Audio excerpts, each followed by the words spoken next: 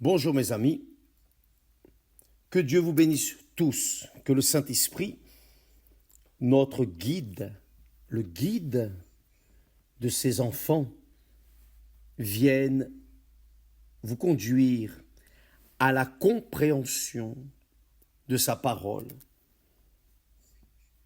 Sans le Saint-Esprit, il est impossible à la personne de comprendre ou de mettre en pratique sa sainte parole. C'est impossible.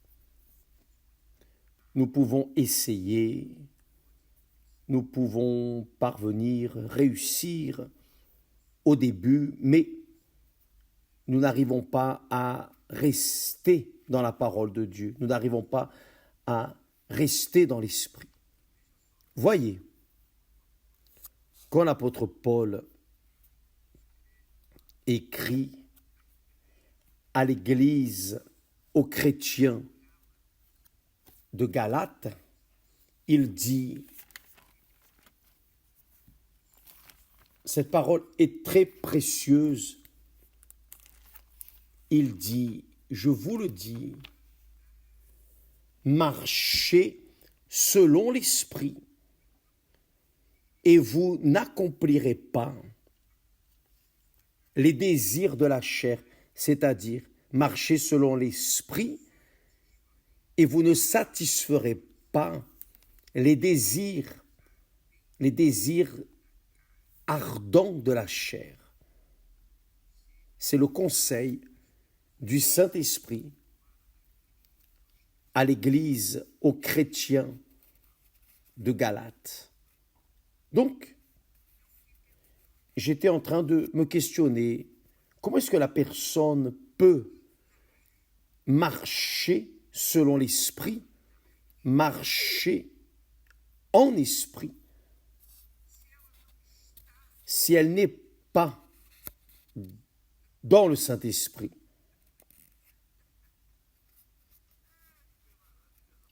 Comme la parole de Dieu est merveilleuse. Le Seigneur Jésus a dit, si vous demeurez en moi et que mes paroles demeurent en vous, demandez ce que vous voudrez et cela vous sera concédé. Voyez quelque chose de merveilleuse. L'apôtre Paul est en train de dire marcher selon l'esprit. Mais la question est, comment puis-je marcher selon l'esprit, dans le Saint-Esprit, marcher en esprit, marcher en pensant aux choses de Dieu, dans le futur éternel, non dans le futur passager de ce monde, mais le futur éternel. Comment puis-je marcher en esprit si je ne suis pas dans le Saint-Esprit ou si je ne suis pas né de Dieu ou né d'eau et du Saint-Esprit. C'est impossible. C'est impossible. C'est-à-dire, c'est une parole, c'est un ordre, un commandement pour les chrétiens que seulement ceux qui ont le Saint-Esprit peuvent y répondre. Qui n'a pas? Par exemple, comment puis-je marcher avec une personne que je ne connais pas? Si je ne la connais pas, comment puis-je marcher avec le Saint-Esprit si je ne le connais pas? Comment puis-je marcher avec le Seigneur Jésus si je ne le connais pas? Comment puis-je marcher avec une personne que je ne connais pas? Ce n'est pas possible. Vous ne pouvez marcher qu'avec la personne que vous connaissez, n'est-ce pas? Normalement, c'est comme ça. Donc, je crois de tout mon cœur que la volonté de Dieu est que sa volonté soit faite à travers notre vie. Car c'est ce que Dieu a dit à Adam et Ève. Vous pouvez manger les fruits que vous voulez ici. Il y en a en abondance. Il y a tout ce que vous aimez. Tout. Une saveur pour tous les goûts.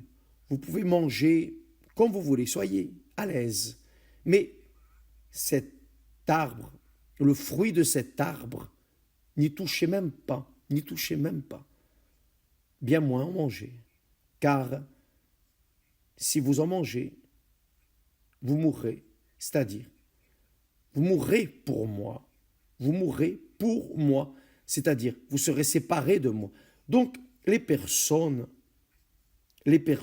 malheureusement, pensent ainsi. Bon, si je vais à l'église, si j'accomplis quelques obligations, si je fais ceci, si je fais cela, si j'aide les personnes, si je suis bon, si je fais la charité, si je suis une personne bonne, je suis sauvé. Non, le salut vient par la foi dans le Seigneur Jésus, pas par nos mérites.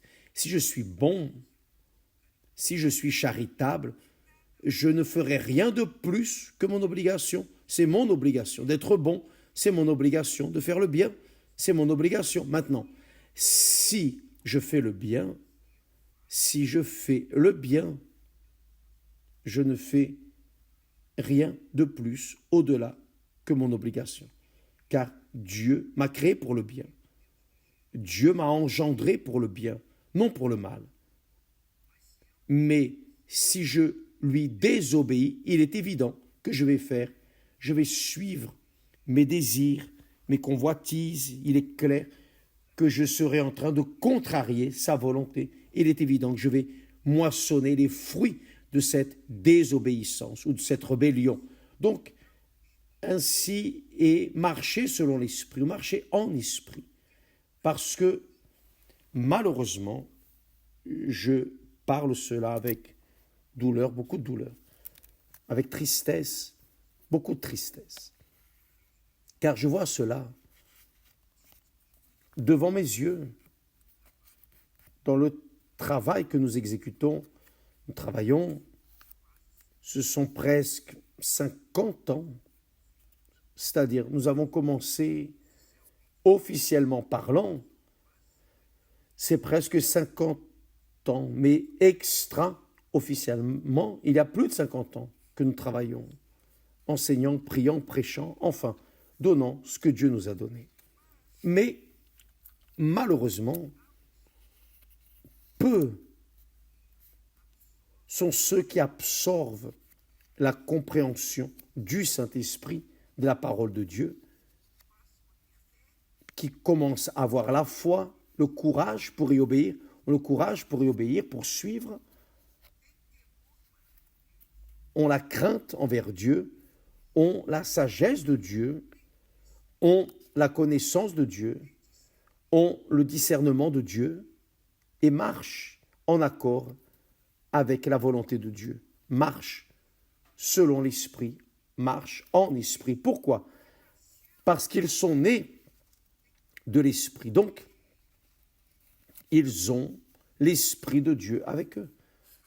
Maintenant, si la personne n'a pas encore eu le plaisir, la glorieuse présence de Dieu, si elle n'est pas encore née de nouveau, alors elle connaît la parole, elle connaît plutôt la lettre, mais elle ne connaît pas l'auteur de la lettre. Elle connaît la Bible, mais elle ne connaît pas l'auteur de la Bible.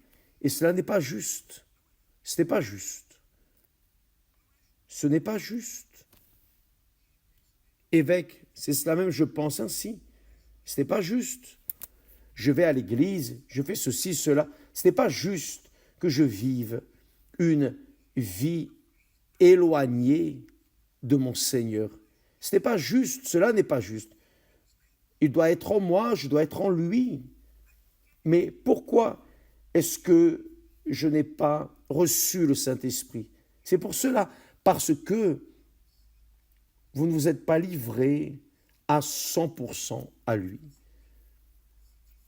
Vous vous êtes partagé, vous essayez de vous diviser, parce qu'on ne peut pas se diviser, se partager entre Dieu et le monde, l'un ou l'autre. Personne ne peut servir deux maîtres, où il plaira à l'un et méprisera l'autre, ou vice-versa. Donc, Ce n'est pas possible. On ne peut pas servir de maître. Pour pouvoir avoir l'Esprit de Dieu, d'abord, nous devons tout lui livrer. Comment peut-il nous donner seulement, comment peut-il occuper seulement 99,99% de notre être? Ce n'est pas possible, c'est tout ou rien. C'est vie ou mort. Cela est très, très, très fort. C'est intéressant que le Saint-Esprit a donné à Paul ce discernement spirituel. Réellement, il a été un révolutionnaire, car la majorité, la plus grande partie du Nouveau Testament a été écrite par lui, les lettres, les épîtres. Voyez, c'est intéressant. Parlons maintenant aux chrétiens romains, les chrétiens qui étaient à Rome, dans la maison de César, l'empereur qui gémissait à cause des persécutions implacables.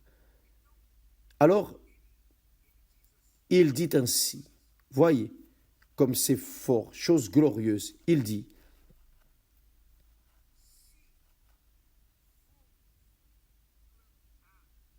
si nous sommes devenus une même plante avec lui, se référant au Seigneur Jésus, par la conformité à sa mort, le Seigneur Jésus, pour me sauver, a dû mourir. Comment puis-je vouloir être sauvé sans mourir également pour lui? Ce n'est pas possible. En effet, si nous sommes devenus une même plante avec lui, c'est-à-dire baptisés dans les eaux, le corps du péché est mort. Si nous sommes devenus une même plante avec lui, par la conformité à sa mort, car le baptême d'eau, c'est une similitude avec la mort du Seigneur Jésus. C'est pour cela que le Seigneur Jésus a dit que celui qui n'est pas baptisé dans les eaux, ou plutôt celui qui croit et qui sera baptisé sera sauvé. Qui ne croit pas, sauf si la personne est au bord de la mort, au dernier moment, elle dit « Seigneur, aie miséricorde de moi », elle est sauvée, comme c'est arrivé au voleur sur la croix, l'un des voleurs. Mais elle va mourir après, elle va mourir, j'ai accepté, je suis mort, point. Elle est sauvée, grâce à Dieu. Le problème est qu'il n'y a pas toujours le temps à la personne d'accepter le Seigneur Jésus. Le problème, c'est que les personnes pensent encore à leur propre vie. Donc il dit, en effet, si nous sommes devenus, c'est-à-dire baptisés, ensevelis, le baptême en grec veut dire ensevelir. Si nous sommes devenus une même plante avec lui, avec le Seigneur Jésus, par la conformité à sa mort, qu'est-ce que la conformité à la mort du Seigneur Jésus? Il est mort. Littéralement, il est mort. Il a été crucifié, il est mort, il est vraiment mort.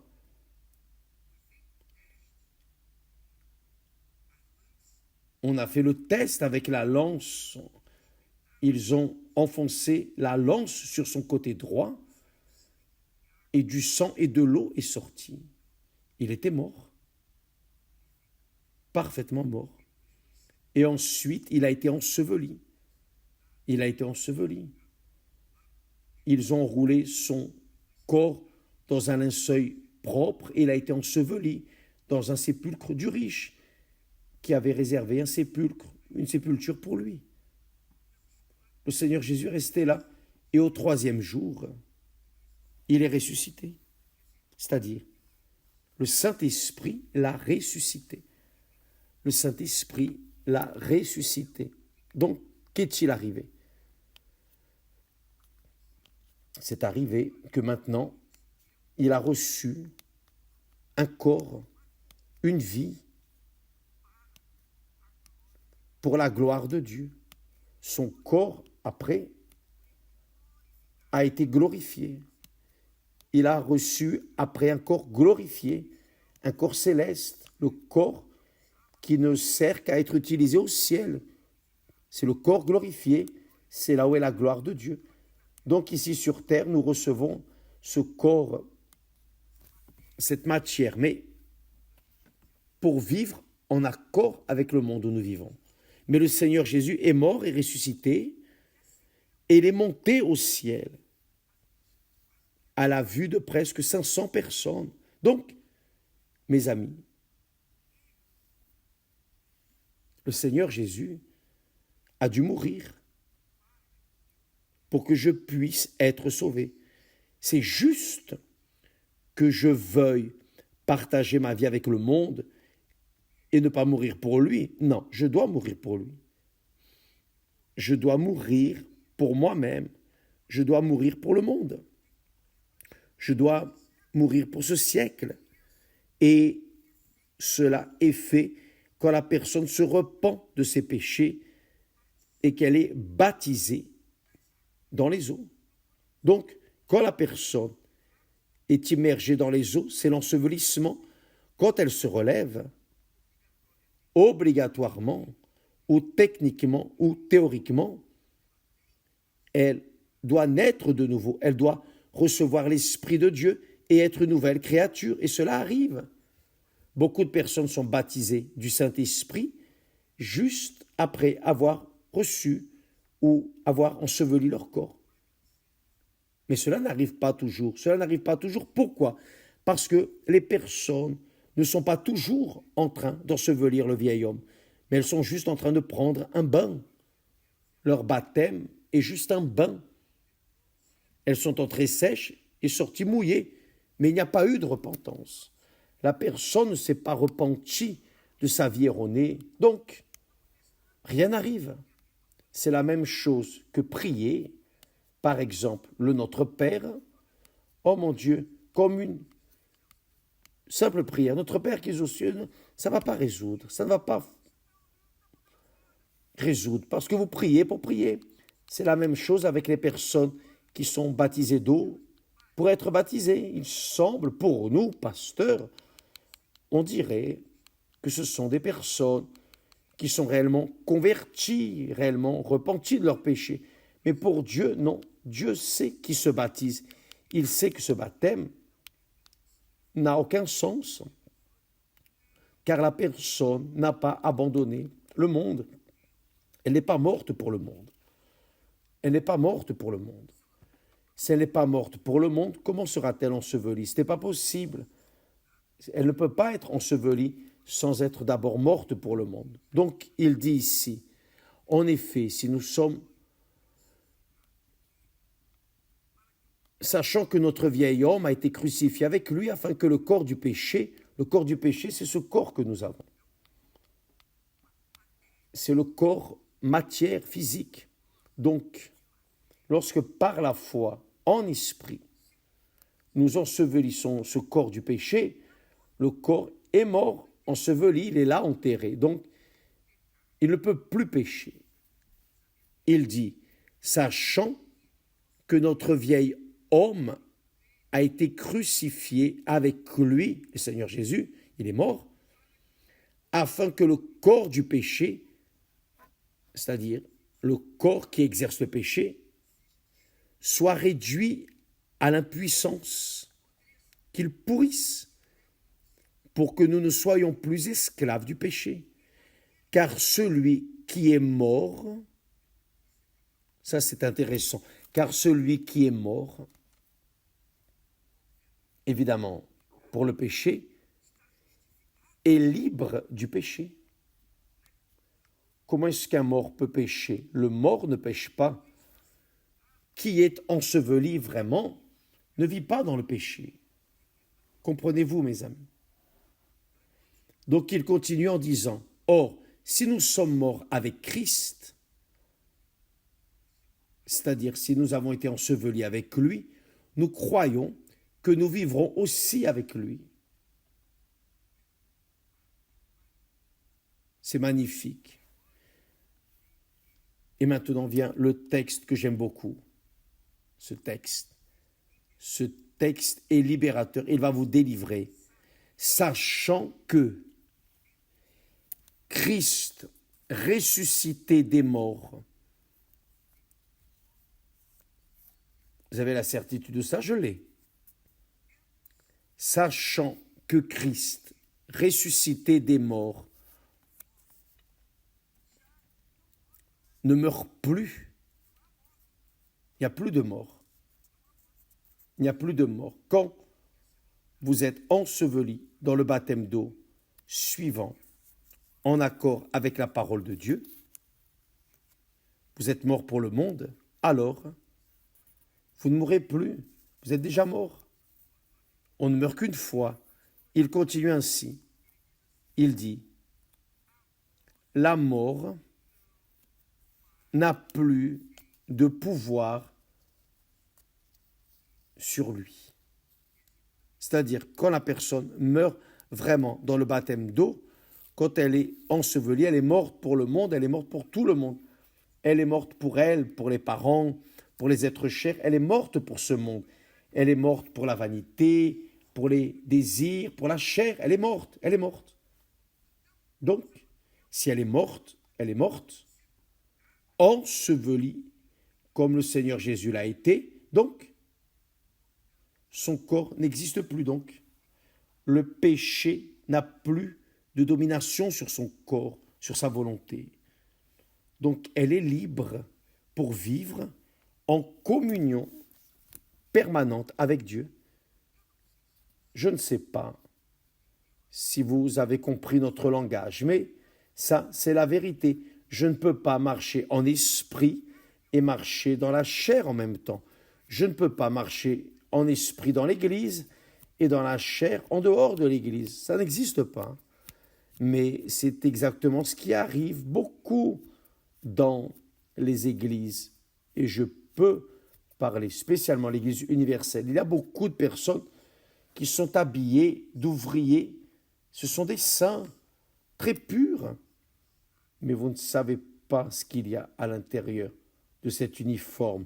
Vous ne connaissez pas ce qu'il y a dans cet habit. Vous ne savez pas. Parfois, le pasteur prêche, il est incisif, il est un excellent pasteur parce qu'il parle, mais est-ce qu'il vit ce qu'il dit? Est-ce qu'il vit ce qu'il prêche?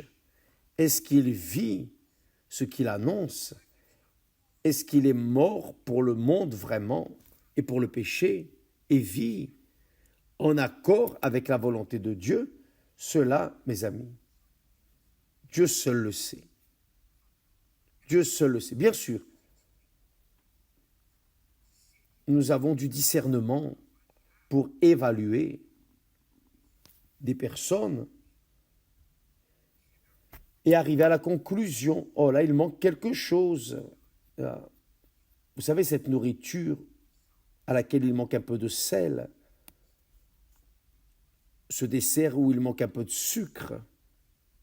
Vous savez, eh oui, ainsi sont beaucoup de personnes qui malheureusement sont dans les églises, apparemment sont serviteurs et servantes de Dieu, mais cela dans l'église.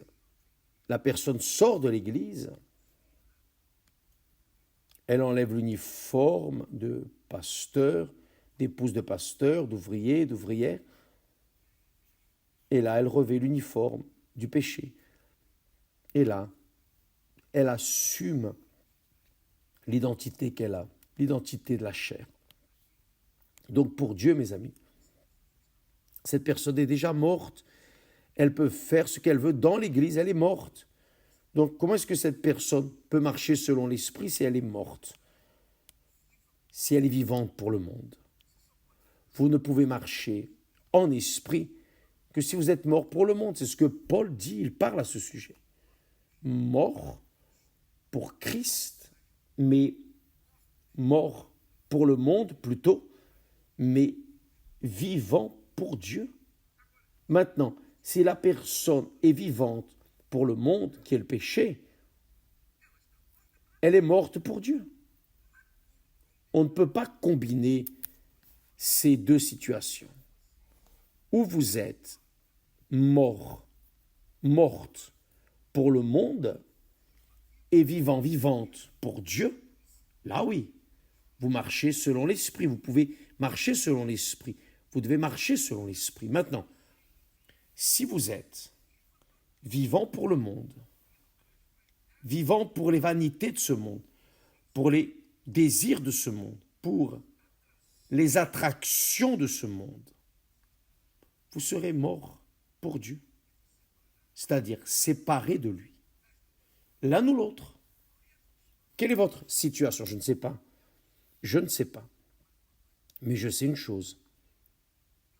Je sais bien en qui je crois, et pas seulement cru, mais vécu, appuyer ma vie. Ce n'est pas que je mérite, ce n'est pas que je suis parfait. Non, je ne suis pas parfait. Je ne suis pas parfait. Mais le péché n'a pas de domination sur moi. Vraiment pas. Le péché n'a de domination que sur ceux qui sont vivants pour le péché, vivants pour le monde, qui ne sont pas morts pour le monde, qui ne se sont pas repentis devant Dieu. Donc, le péché a une puissance, mais si elles sont mortes pour le monde, elles sont très vivantes pour Dieu. Avez-vous compris, mes amis? Donc, c'est très intéressant. Ça vaut la peine de méditer sur ce chapitre 6 de Romains. Car il parle clairement, il parle avec précision de la condition spirituelle de chacun de nous. Ici, nous avons le reflet, le miroir, qui montre qui est de Dieu et qui ne l'est pas. C'est très clair. Le Seigneur Jésus a dit à Nicodème, Nicodème, en vérité, je vous le dis, quiconque ne naît pas de nouveau, si un homme ne naît pas d'eau et du Saint-Esprit, il ne peut entrer dans le royaume de Dieu. Mais il a répondu, Seigneur, comment un homme âgé peut-il naître de nouveau? Comment va-t-il retourner au ventre de sa mère? Un homme intelligent, spirituel, mais aveugle. Il ne comprenait pas les choses de Dieu. Il vivait dans la chair, il était un chef parmi les Juifs dans la religion qu'il pratiquait. Il était l'un des principaux, mais il ne comprenait pas. Comment puis-je naître de nouveau en étant vieux? Eh oui, mais quand la personne est baptisée dans les eaux, par immersion, ou même par aspersion, dans le cas où la personne est sur un lit de mort, elle peut être baptisée par aspersion. Il n'y a aucun problème. C'est valide, c'est la foi. Donc, comment puis-je revenir au ventre maternel? Ce n'est pas possible, bien sûr. Ainsi, il est impossible que la personne soit sauvée ou qu'elle vienne ressusciter ou qu'elle vienne entrer dans le royaume de Dieu si elle ne naît pas d'eau et du Saint-Esprit, si elle n'est pas baptisée, véritablement, son baptême est valable. Le baptême s'est produit avec repentance. S'il n'y a pas eu de repentance, son baptême a été un bain, rien de plus. Ça n'a donné que du travail au pasteur, mais c'est la réalité. Maintenant, si la personne va vers le baptême, repentie de ce péché, si réellement, non, je n'accepte plus cette vie. Ma vie est sale, je ne veux plus de cette vie. Je veux une vie nouvelle. Mon Dieu, aie miséricorde de moi, pardonne-moi. Dieu pardonne. Et elle se repent, elle ne retourne plus à cette vie. Alors quand elle est baptisée dans les eaux, elle s'est baptisée avec l'assurance qu'elle était déjà morte pour le monde. Elle était déjà morte pour le péché. Alors, quand elle est baptisée, qu'elle se relève des eaux, elle vit pour la gloire de Dieu, comme c'est arrivé avec le Seigneur Jésus. Et quand il s'est relevé, il est allé à la gloire de Dieu. Il a reçu un corps glorifié pour vivre avec le Père. Avez-vous compris, mes amis? Bien, nous en restons là. Demain, nous reviendrons. Nous allons traiter, qui sait, de ce sujet, fortifier cette idée pour que tous puissent comprendre la théorie et avoir la foi pour mettre cette théorie en pratique. Dans le cas contraire, la personne est juste une religieuse. Elle peut même être l'une des principales de l'Église. Mais si elle n'est pas née de nouveau, elle continue morte pour Dieu. Que Dieu vous bénisse et à demain, au nom du Seigneur Jésus. Grâce à Dieu.